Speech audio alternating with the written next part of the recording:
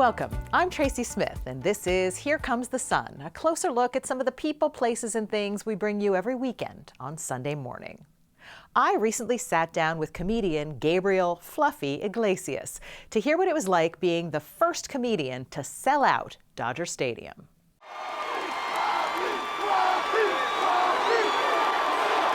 Such an amazing night. I still tell everybody that is the single greatest night of my life.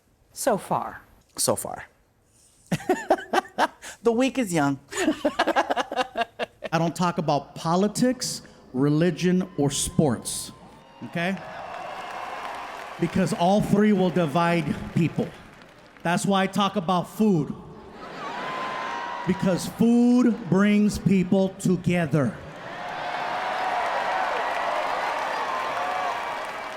That's right, unless you're vegan. There's more from our conversation coming up a little later in the show. What's your goal with comedy? Like, what do you hope comedy does? Well, my goal for, with comedy is I hope that more people take it serious, even though we do what we do for a living. I just feel like in show business, there's the tier. There's like, okay, there's actors, there's musicians, and then, comics always fall at the bottom of that. So it's like, whatever it is, comics are always at the bottom of that when it comes to entertainment.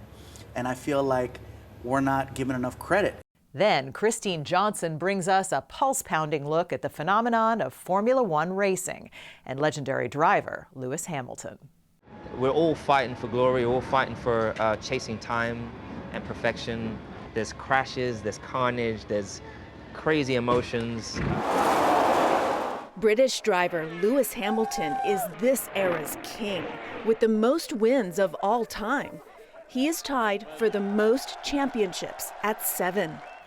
That's all coming up right here on Here Comes the Sun. Gabriel "Fluffy" Iglesias went from digging ditches, literally, to becoming a unique comedy all-star who steers clear of controversy. It takes a pretty big name to fill LA's Dodger Stadium. The Beatles didn't quite manage it in '66. But Sir Elton John did in '75.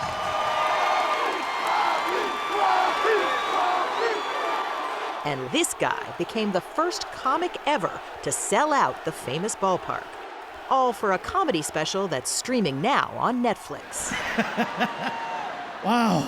He's Gabriel Iglesias, known to his millions of fans as Fluffy.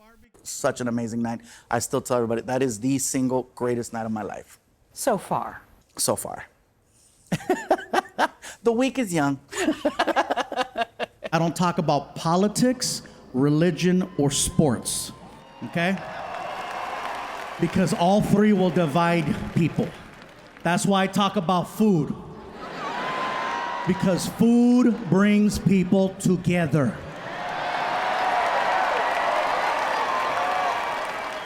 That's right, unless you're vegan. Okay, so where did Fluffy come from? It's a nickname that I got many, many years ago. It's the joke was, I told my mom, they keep calling me fat. Oh, mijo, you're not fat, you're fluffy. And I'm like, Fluffy? Okay, Fluffy. And then it just stuck. It stuck. And I hated it. I hated the fact that people were calling me Fluffy, not calling me Gabriel. And right now, if you Google or you go to any search engine and you put in Fluffy, my face pops up. And so I tell people I own the word, because literally, I do.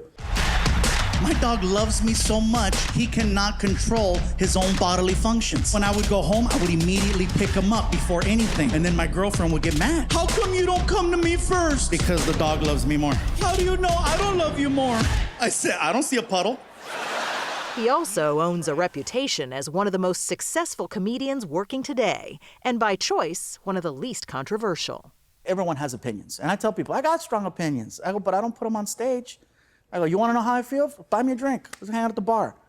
Leave your camera in the car. All right? Let's just talk. As a comic, though, I just want to keep the show fun and friendly for everyone. The youngest of 6, Iglesias was just a kid when his parents split up, so he was raised by his single mom. Was she strict? Not strict. She was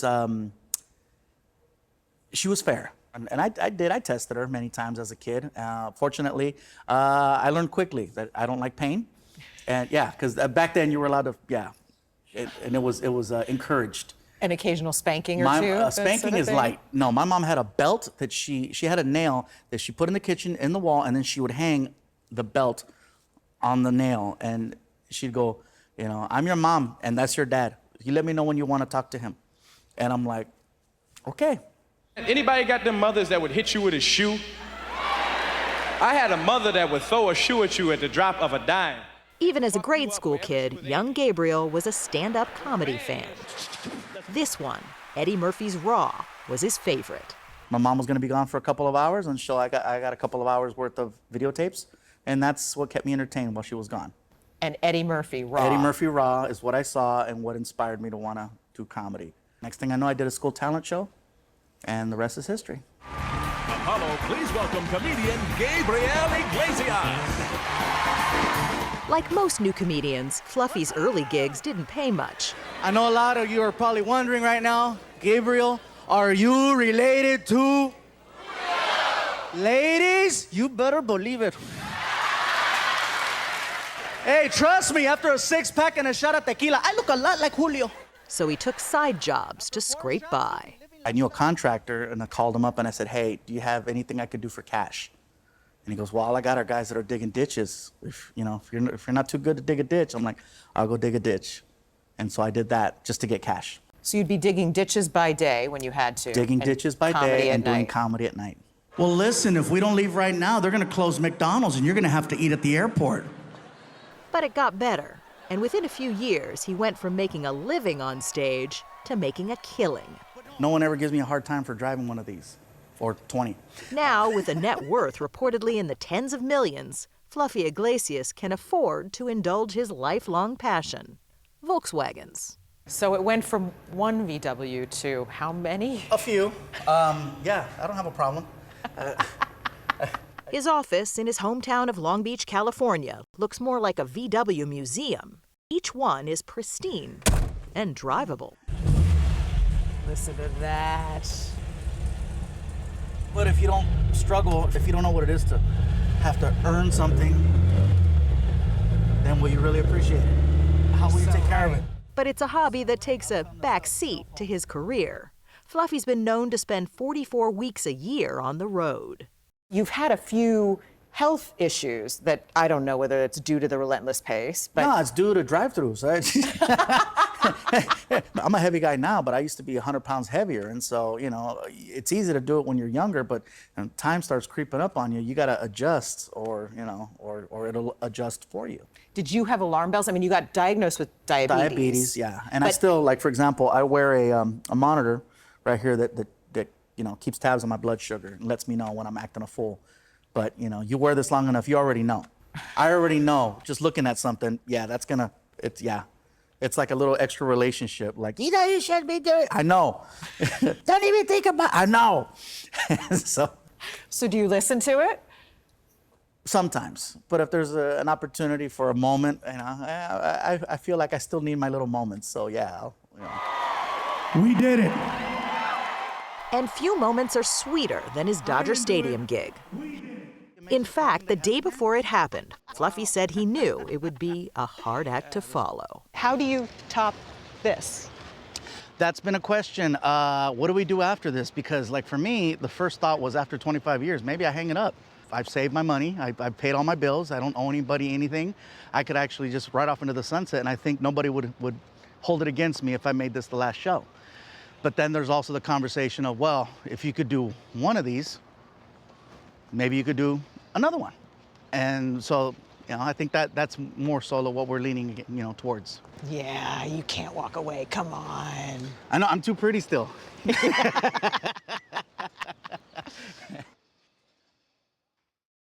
More exclusive excerpts from our conversation coming up a little later in the show. But up next, Formula One racing, picking up speed in the U.S.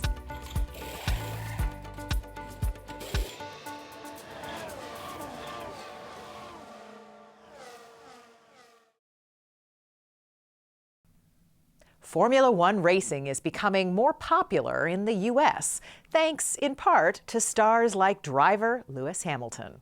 But as Kristine Johnson found out, the sport has big plans to accelerate even faster in America.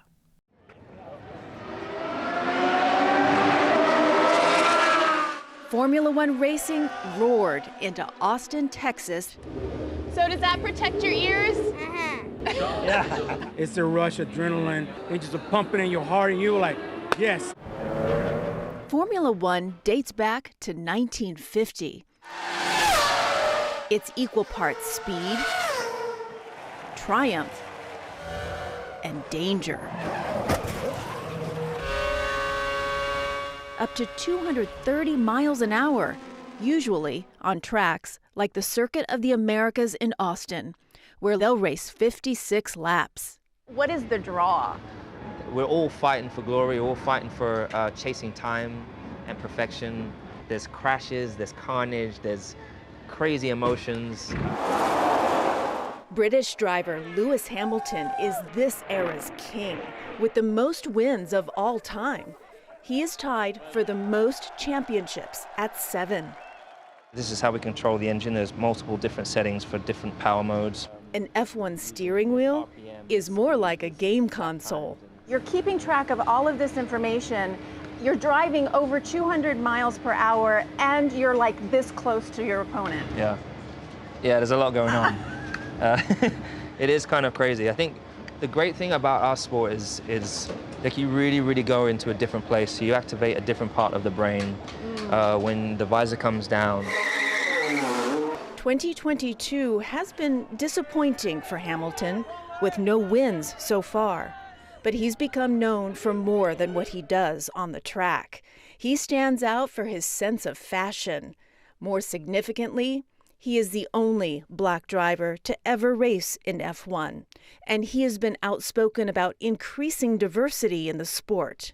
When I was a kid, me and my family were watching this sport, and we didn't see anyone like us, but we thought that, maybe we'll get there and we'll be able to change that. You faced discrimination when you first came into this sport. Yeah, well, I mean, through my whole life, to be honest, in England, I was told a lot to go back to my own country. There's a lot of racial abuse, both in school, but also at the racetrack. And my responsibility here is to be that thorn in the backside of any of those that are complicit, who are not holding themselves accountable, who are not doing the work. Formula One races are held across the globe. But F1 is just beginning to pick up speed in the U.S., where Austin and Miami host races. While Europeans followed F1, Americans were traditionally fans of Indy and NASCAR. With big money at stake, Formula One CEO Stefano Domenicali has worked to increase the sport's appeal. Maybe in the past there was just this attitude of being maybe too much arrogant to say this is Formula One, this is it, take it or leave it. There's an almost fighter pilot mentality. Anything can happen. He says F1 is reaching out to fans by personalizing its drivers, such as on Drive to Survive, a huge hit on Netflix. We need to stay close to them. We need to stay close to them. And this is really... You see? That's amazing. Maybe Americans haven't been so much into Formula One because there are no American drivers. Our feet, come all the way down to here. And so you're laying down, basically. Yeah, you're pretty laid out, to be honest. Meet Logan Sargent. We'll have a seat made, which fits our body perfectly to hold us even tighter in the car.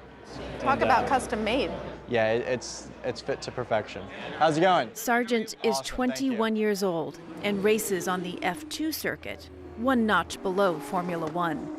He's the only U.S. driver on the tour, but to get there, he had to move from his native Florida to London. I've spent my whole life in Europe, sort of, since I was 12 years old, sort of chasing this dream, and I just feel so at home now. So have you thought about that moment when you're going to be able to race in America? As an American kid, this is a dream. If you had told me that when I was 6 years old, beginning to race, I would tell you you're crazy. Formula One is a man's world.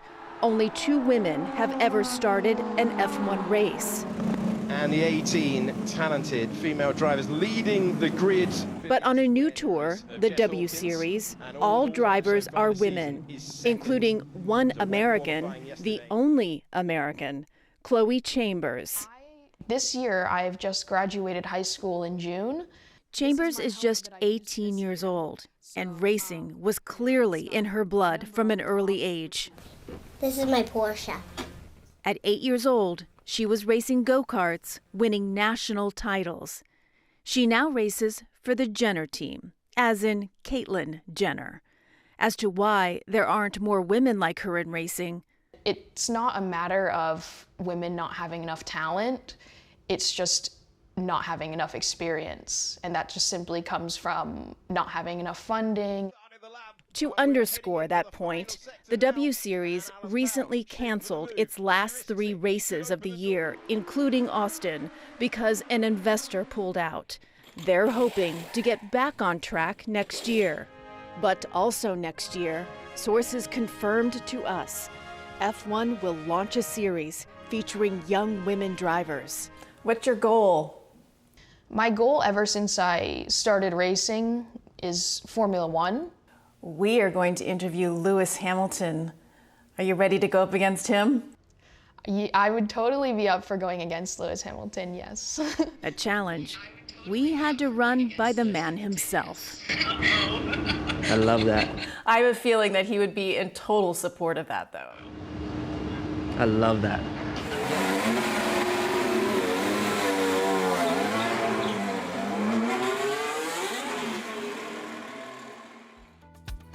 You don't sit and write out jokes?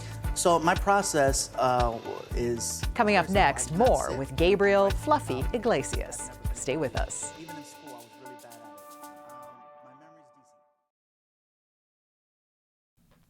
Welcome back. Here's more from my conversation with Gabriel Fluffy Iglesias. We started by talking about him being the first ever comedian to sell out Dodger Stadium in Los Angeles. So how did it feel walking out onto that stage? I guess saying surreal is probably not even the right word for it, just because it was overwhelming. Like, I knew that I was going to get emotional just because of the magnitude and just how grand and epic. Like, I can actually say that word and it means something. A lot of people overuse the word epic, but when you walk out and onto a baseball field full, it was epic. I got emotional. I got choked up in the first 30 seconds. I was already crying. And so it was like, oh my God, like, really? This is how we're gonna start it? And so, yeah, right off the bat, I was just like, because I felt the energy, the warmth, the love. I felt like everyone was genuinely happy and excited for me. It was like a celebration as opposed to it just being a performance. Makes sense. And that's the thing, is you get choked up and the audience is right there with you. And so once the show was over, based on time, I didn't want to leave the stage. I was out there and the people didn't want to leave and I got fined. It was insane. I'm still paying for that show. Stop it. Yes. Because you didn't want to leave? Because I didn't want to get off the stage. My set alone, just the performance was probably about 2 hours and 20 minutes.